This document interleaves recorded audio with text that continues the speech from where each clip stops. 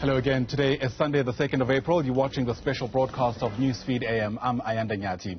It also marks day 2 of the DA's 2023 Federal Congress currently underway in Midrand. Earlier today, about 2,000 delegates started casting their ballots from around 6 o'clock. That process has now wrapped up. Watching developments at close range is my colleague Xoli Mgambi, live to us from our satellite studios there in Midrand. And Xoli, there's also been conversations about the so-called old guard of the Democratic Alliance and the role they play in this year or this weekend's proceedings. Well, Ayanda, a very good morning to you once again. You refer to the DA's old guard, and I'm sitting with someone who holds the position of one James Self, many moons ago now, I'm sure you would think, but that's a man who held the Federal Council chairpersonship position for, I think, over 15 years, if my calculations are correct. Helen Zille is going to correct me in a moment. She is sitting and waiting to get into this conversation with me. Very good morning to you. Let me ask the question that you've just asked. How's conference going so far?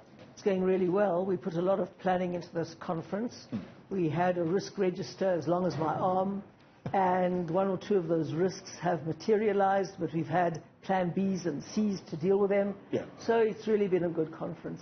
It takes an amazing amount of work and planning, but we started on time. We built in some cushions in case things took longer than expected, but they didn't, so we ended early, and it was really good yesterday. Let's hope we can repeat that today, Xoli.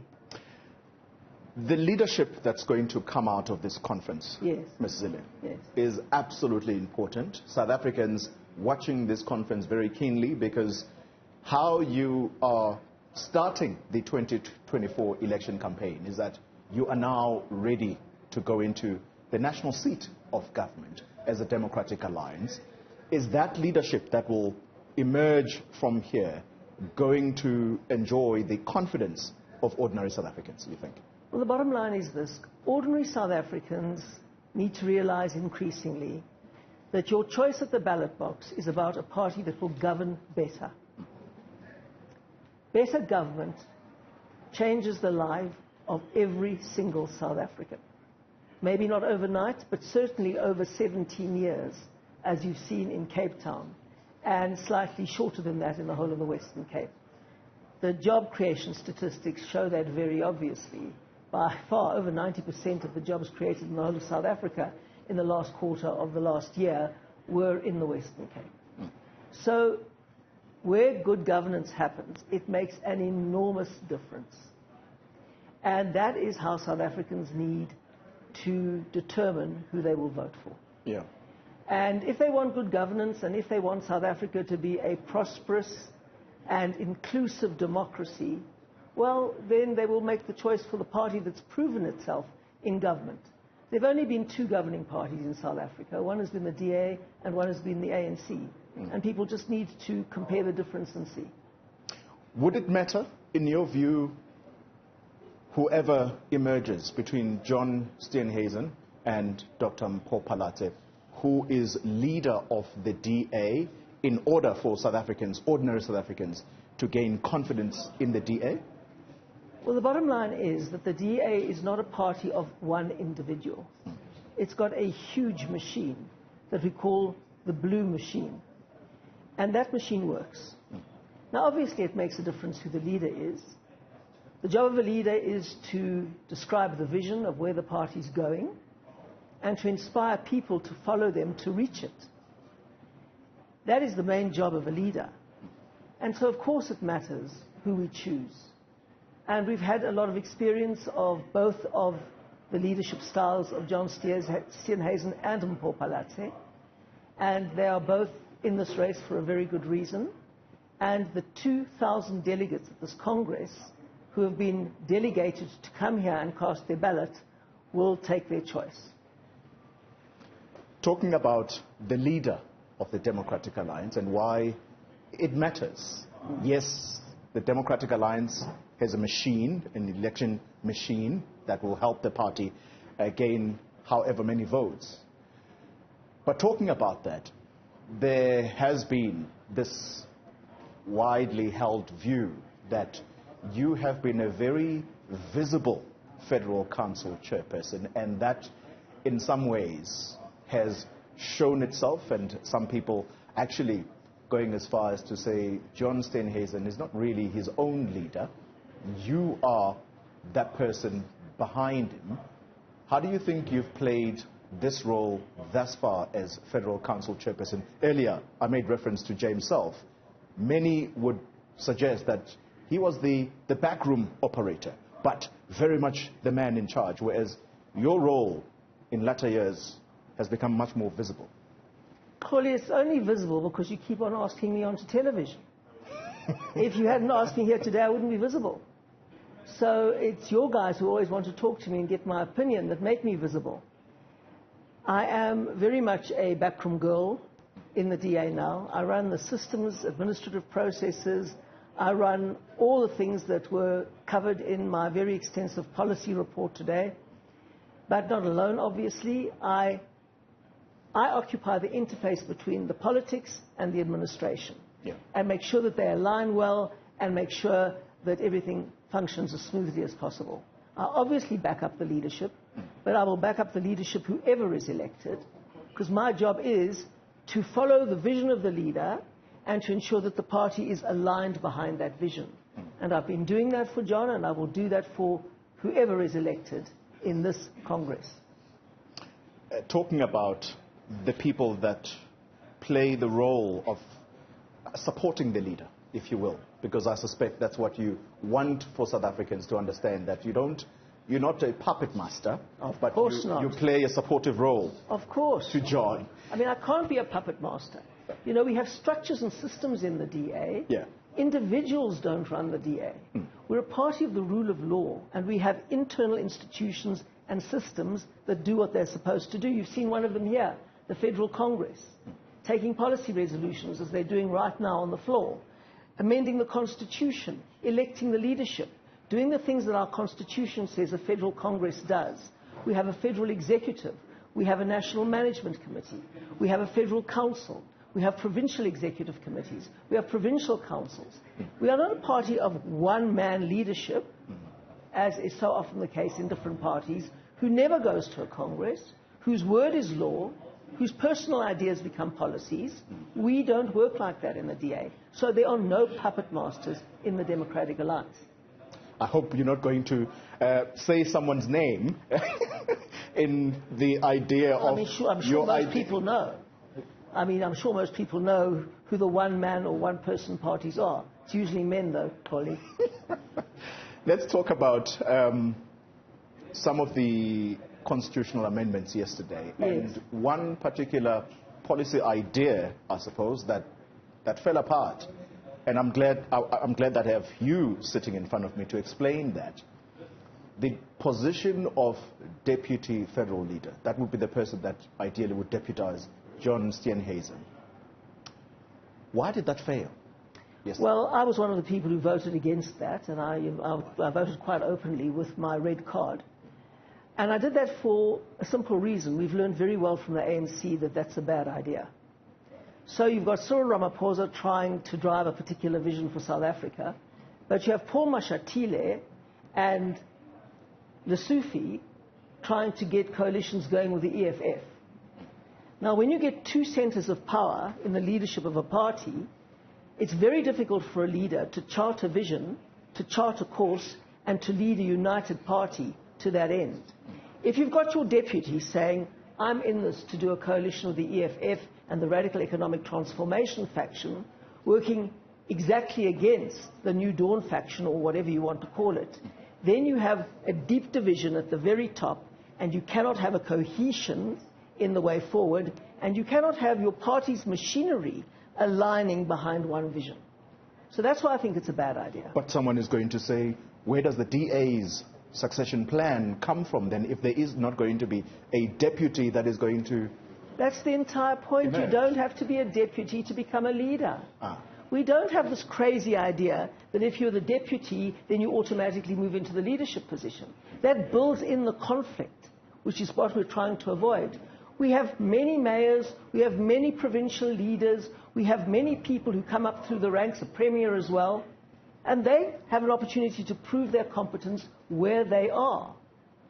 in the positions that they have. They don't have to be a deputy leader to prove themselves. And it's an incredibly bad idea to have a deputy leader automatically becoming the leader, because then it builds in a faction fight into that very process, and a smaller faction that can only choose a deputy leader then gets into the position of knowing that they just have to wait their time to fight to the death to take over. That builds in the deep conflict into the ANC. Yeah. And the DA is a learning organization. We don't like to repeat those mistakes. Yeah. Helen Zille, I want to come back to what you drove inside the Democratic Alliance for years, and that is to make this party as diverse as is possible.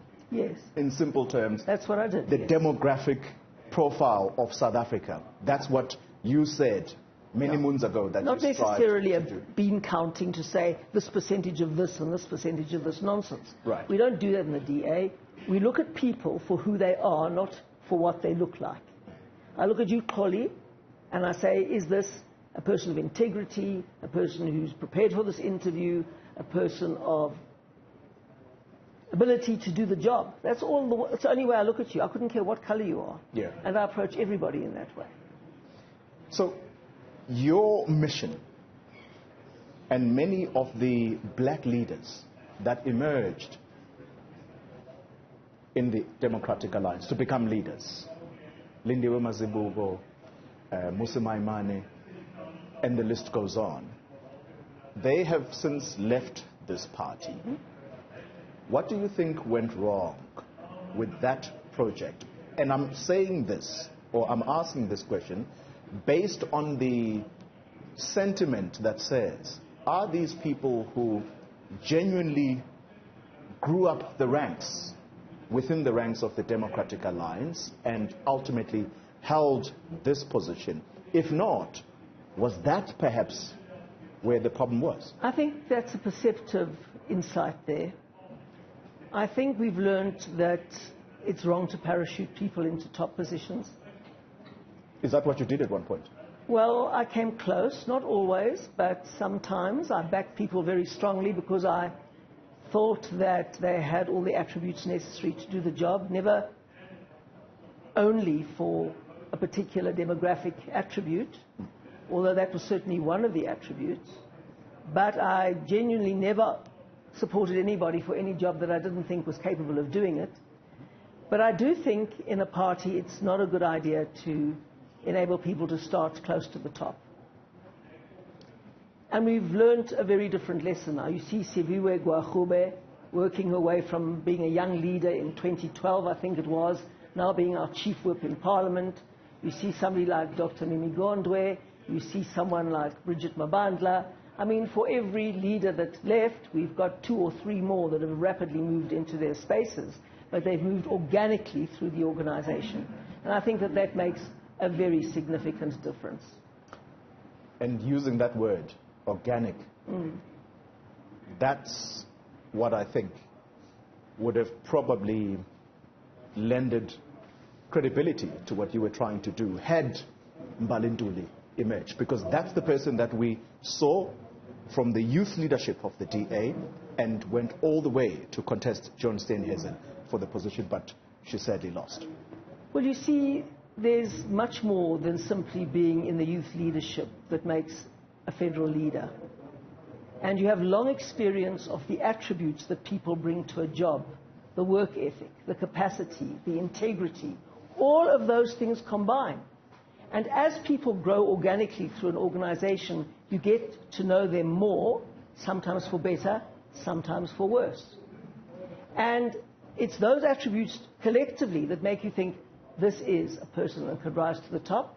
And other people that have had exactly the same opportunities, you say, well, I think this person may have reached their ceiling. But it's got nothing to do with me. In the case of, it's got nothing to do with me. It's got something to do with the Congress. 2,000 people here elect the leader, not Helen Zille. I have supported certain leaders in the past rise to the top with everything that I had. That doesn't mean to say they only rose to the top because of my support. Yeah. Not at all. They also had their own attributes. But in the end, the people who emerge as leaders have had a lot of time to be known to many people in the organization, and it is from that perspective that you build a holistic picture. Has this person got what it takes to be the leader? And it is far more than demographics, and it is far more than good looks. There are huge attributes that go along with it. Let's talk policy. You have made it very clear that you are not willing to work with the EFF, at least at local government level. You will never form a coalition government with the EFF.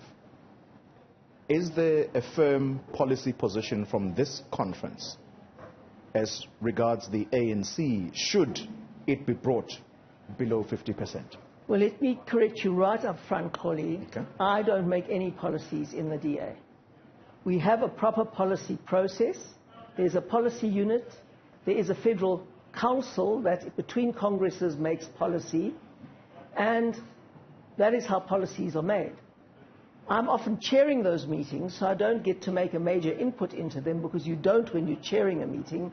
But the DA's structures that are charged with that process get to take those decisions, not me. I am the implementer of those decisions. And I'm not seeking to personalize it. I'm simply asking whether here in this conference there is a policy position as regards the EFF versus the ANC, and whether or not you can work with either of these parties. We've already taken a very clear policy position on the EFF. We will not go into any formal agreements or any formal coalitions at all with the EFF. Why is that?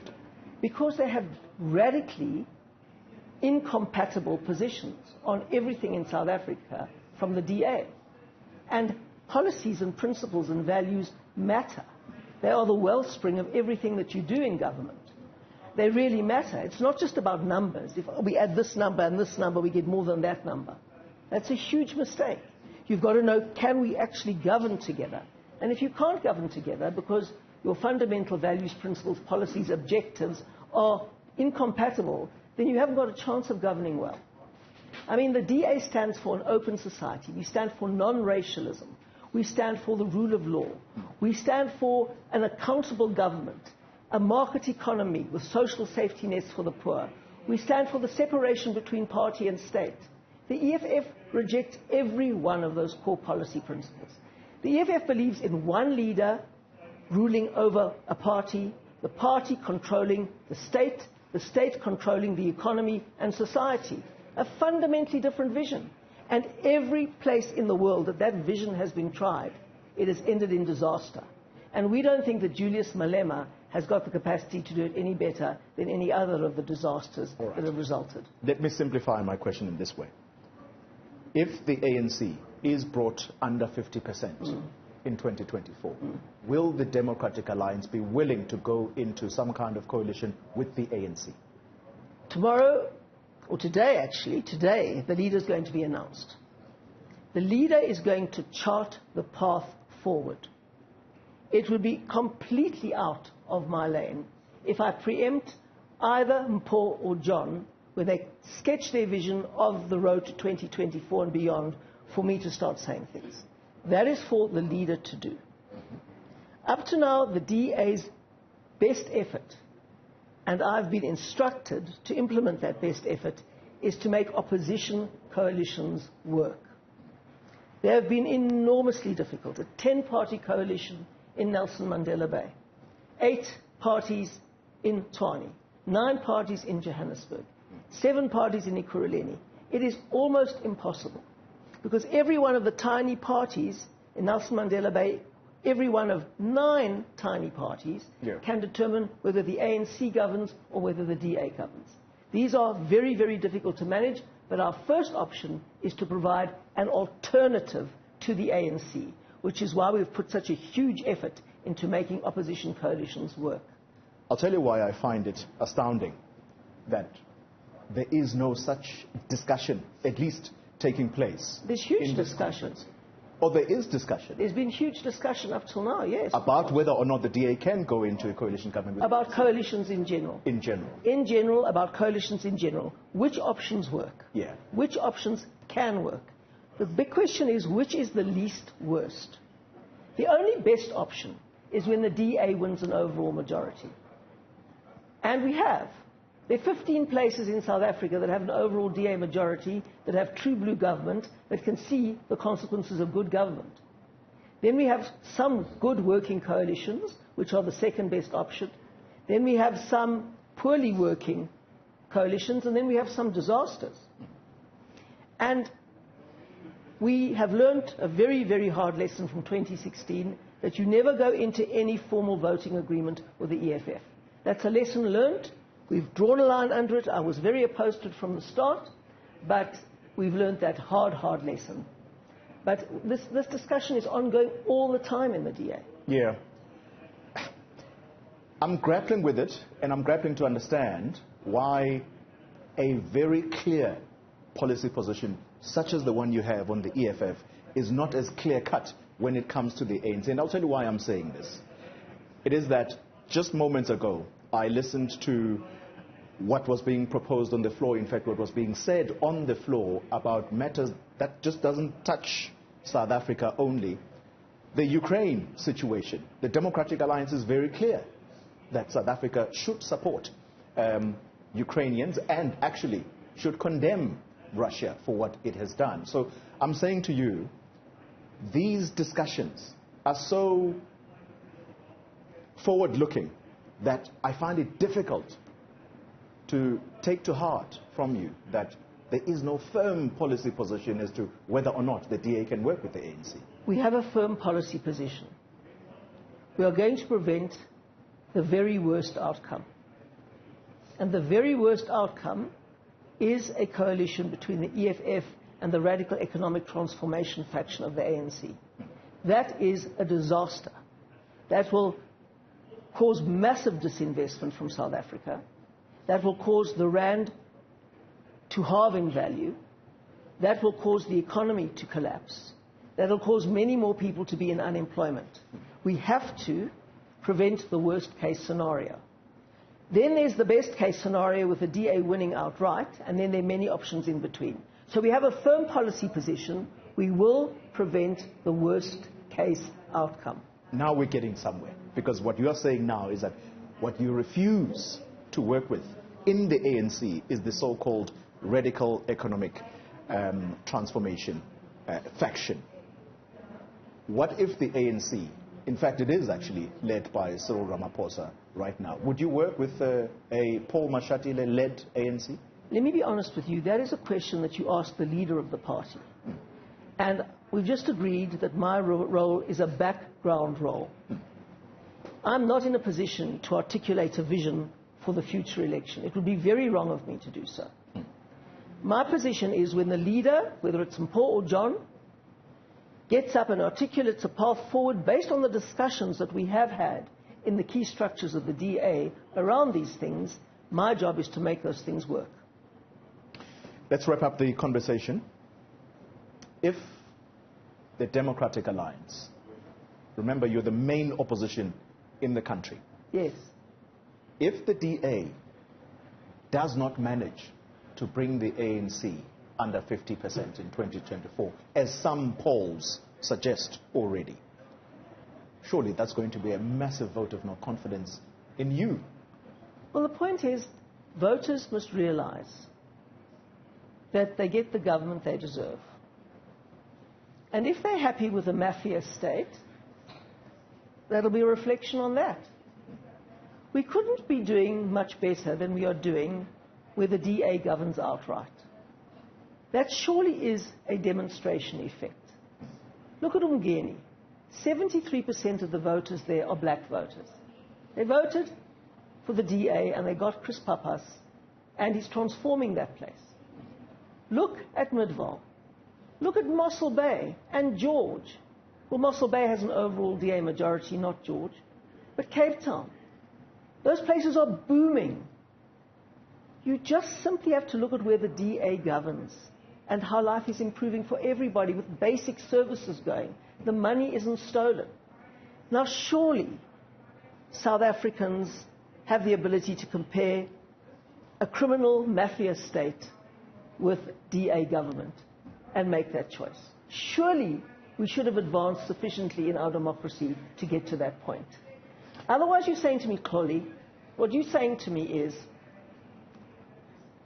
that some voters will never get past, let's say, race. Now, the DA is the only completely diverse party in the country, the only one. You can see this here. I've looked, and frankly, you're quite right. There's so many black faces here as there are so many white faces. Absolutely. So, but why is it that you think South Africans don't see this, or why is it that South Africans are not resonating with the Democratic Alliance? Well, black South Africans. I almost want to jump up and give you a kiss for being one of the first persons with the courage to say this is a completely diverse Congress. Most people won't say that because that's something that they want to hide, right? They want to hide. I mean, I'll give you an example. Action South Africa over the last 2 weeks has lost more black leaders than we lost in 6 years. Do you sit here and talk about black exodus of the Action South Africa? Of course you don't. Because there's a double standard in the media. There's a fundamental double standard. And you know what? I'll tell you this. In 2016, when Musi Maimane was our leader, well over 90% of all white South Africans, of all languages and all backgrounds, voted for him as the leader. We've just had a by-election in Ward 25 in Msunduzi. Our candidate was Reggie Kanyile, a black man in a predominantly white ward. He came out as the best candidate in our selection system. He was the most outstanding applicant. He stood there for us. He got 96% of the vote. White South Africans are prepared to vote for black leaders, black candidates. And I absolutely believe that all South Africans are prepared to vote for good governance. I don't believe that one category of South Africans has to be pandered to on the basis of race. The DA puts up the candidates that we believe are the best for a particular job, and we believe that South Africa is big enough to grow beyond an obsession with ethnicity and demography and look at good governance and progress and becoming a prosperous country. I can't move past this conversation, or I can't end it without talking about the stealing of money. Those are the words you've just used. And that's in reference to the ANC.